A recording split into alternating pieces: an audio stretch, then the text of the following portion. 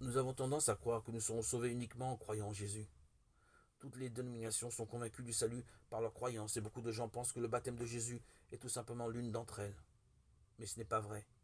Parmi les milliers de livres que j'ai lus, je n'ai trouvé aucun sur le salut qui spécifiait la relation entre la rédemption par le baptême et le sang de Jésus et le salut. Seuls 8 ont été sauvés au temps de Noé. Je ne sais pas combien seraient sauvés aujourd'hui, mais probablement pas beaucoup. Ceux qui seront sauvés sont ceux qui croient au baptême et au sang de Jésus. En visitant de nombreux bâtiments religieux, j'ai constaté encore et toujours que très peu prêchaient l'évangile du baptême de Jésus, qui est le véritable évangile. Si nous ne croyons pas à la rédemption du baptême et au sang de Jésus, nous restons des pécheurs. Cela n'a rien à voir avec la fidélité avec laquelle on fréquente tous ces bâtiments, tous ces assemblées. Nous devons fréquenter chaque endroit fidèlement tout au cours de notre vie. Mais si nous reste des péchés dans nos cœurs, nous resterons des pécheurs quoi qu'il arrive.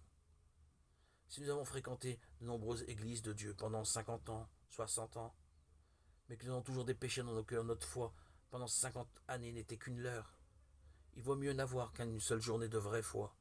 De ceux qui croient en Jésus, seuls ceux qui croient de façon correcte en la signification du baptême, de Jésus, de son sang, seront admis dans le royaume des cieux. La vraie foi consiste à croire au fait que le Fils de Dieu est descendu dans ce monde, a été baptisé pour enlever tous les péchés du monde. C'est cette foi qui nous conduit au royaume des cieux. Nous devons également croire que Jésus a versé son sang sur la croix pour nous, pour moi, pour vous. Nous devons le savoir afin de le remercier. Qui sommes-nous? Nous sommes les fils de l'homme, qu'il a sauvés par son baptême et par son sang. Comment ne pourrions-nous pas le remercier? Jésus a été baptisé quand il avait 30 ans, afin de nous sauver.